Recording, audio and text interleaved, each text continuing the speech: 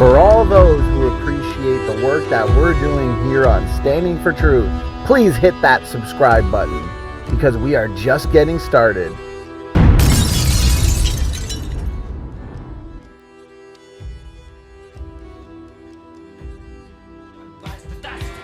Homo floresiensis, as well as the presence of other shrunken and inflated fauna on the island of Flores. But now we have to get our little primates there. Looking at a map of the Malayan archipelago, one wonders how a species like Homo floresiensis could have gotten to the island of Flores, as there are indeed many straits. Some have suggested that we need to rethink our notions of how intelligent Homo floresiensis truly was, positing that maybe we had a little sailor on our hands. Personally, I think this is just an excuse to imagine these little guys in miniature sailor suits. The survey said... My reason for positing this primarily has to do with the fact that the stone tools we find associated with Homo floresiensis at Liang Bois are rather sophisticated, but not so much so as to suggest sea navigation. I think the far more likely hypothesis is that the species rafted there unintentionally. This may seem unlikely, but remember that according to Diamond in 2004, the timeline sees our stegodons making it to Flores, Timor, and Celebes without intentional rafting. Okay, so Matt, we're like we asked Guts and Gibbon, and we're gonna ask Aaron if they want to maintain that, floresiensis, the hobbits got to Flores, because if it's Erectus, right, like some paleo experts agree, it makes sense because Erectus is human. They had the brain power and the intelligence to sail purposeful navigation to the island of Flores, which makes sense. We see the stone tool use. We see many indications that they were human. Even Aaron Ross said that they probably would have been able to interbred. But this is too close for comfort because this fits our model, okay? So now a lot of them are saying that, no, and it was an Australopith-like ancestor that would have evolved into the hobbits, which means they're saying that an Australopithecine, which does not have the brain power to navigate the open seas, they're now saying that these brain-dead apes accidentally rafted to Flores. A viable breeding population accidentally got there. Matt, what are your thoughts on those 2 points? I know you also heard this. Yeah, unfortunately, it doesn't make any sense logically, because let's say that the current did take them there arbitrarily and they've just landed on this thing. Well, now they've just landed on an island where it's even worse for them, right? So they've landed in a place where they've literally admitted, oh, they are going through reductive evolution, right? They have a lot of abnormalities and they have a lot of problems from interbreeding. So now you're going to tell me that they're going through this interbreeding, but they're evolving better than their ancestors were, and they're learning these new skills and trades, right? Yeah. Oh, yeah, that's a great point. That's exactly the opposite of what would actually occur if they were stuck on an inbreeding island and things were shifting from heterozygosity to homozygosity and they were getting more similarly related. You would get more genetic diseases and more mutations. So there's that. And then another one is, think about what the mainland was actually like. We believe that it was right after the flood. Things were ice. And this was when Neanderthal and Denisovan were up in these areas, and it was bad. So therefore, they knew to try to sail to an island to get away from these bad conditions and get to more of a tropical area. That's why Africa did so good. That's why people that did migrate there stayed there, because they flourished there more, because it's more near the equator. So that's what we see with these people. They tried to leave, and they're stuck on the mainland, and they're eating mammoth, and they're like, we got to get out of here. It's absolutely freezing.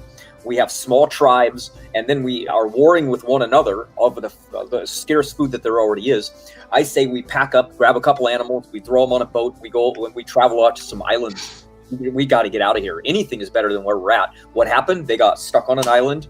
Boom. That's the history. That's what we see.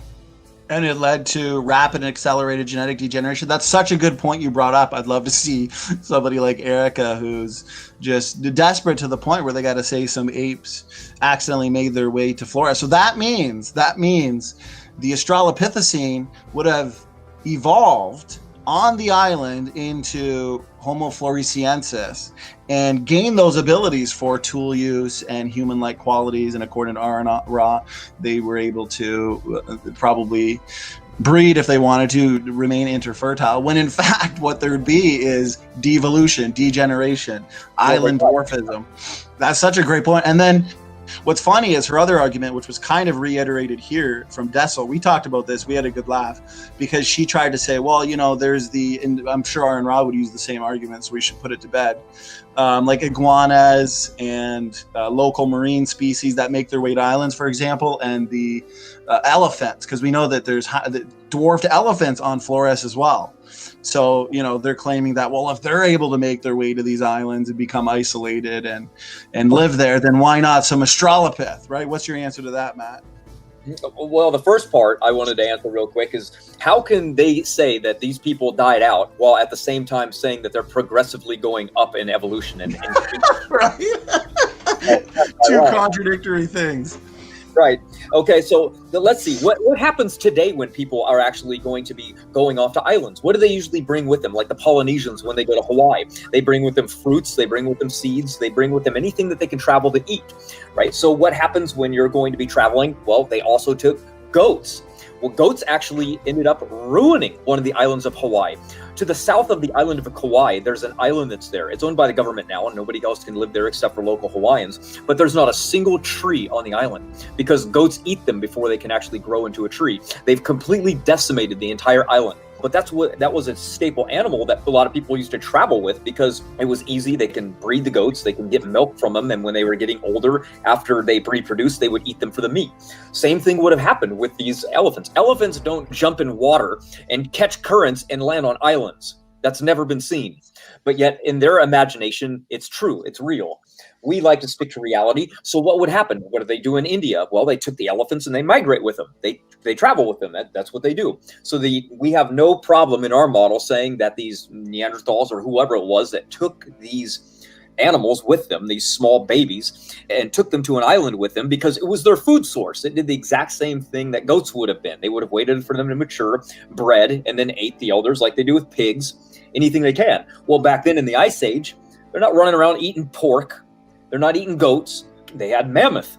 So they took one of these creatures, they brought them on the island, and that's what was there. Why are there lizards there? For the same reason lizards are on every island. They're the first to swim to an island. The first thing that shows up are spiders, because spiders can actually weave a web and catch their web and carry air current and almost fly to an island, basically. Then after that, it goes the insects, and then you get some rodents and lizards. So it's not speculation. That's what happens after volcanoes go up and they destroy and decimate an entire island where there's no life left. Boom, after a couple decades, everything is back. Everything is back just the way it was because that's what happens. They can swim out to islands. It's not a mystery. That pretty much does it, I think. I mean, well, I got to say, slam dunk points.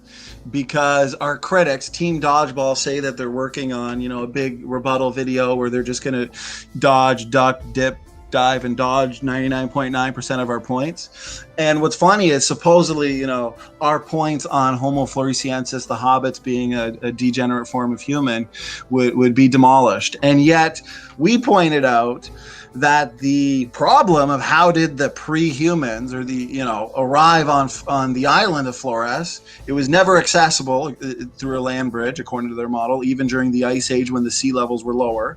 So we predicted, okay, well, Gutsy Gibbon, Aaron Ra, same thing if he does a rebuttal video, so we might as well leave no stone unturned, would have to say that it either happened by accident, right, through natural rafts of vegetation, or a tsunami, something far-fetched and ridiculous, right? Maybe this could happen to one individual, but it's extremely unlikely and implausible to have occurred to a viable breeding population. Here's the thing. Here's the most parsimonious explanation. Hobbits obviously sailed to the island, which makes sense because they are a variant form of Erectus, like many paleo experts would agree. This suggests they were human because why? Purposeful navigation would be the observation here. Building boats and then navigating the open seas is clear indication that Erectus and ultimately hobbits are human, but it's too close for comfort. So they have to come up with this ridiculous excuse. And do you see how easily it was demolished and refuted? But they will still hold on to it because it's the storyboard. It's the rescue device.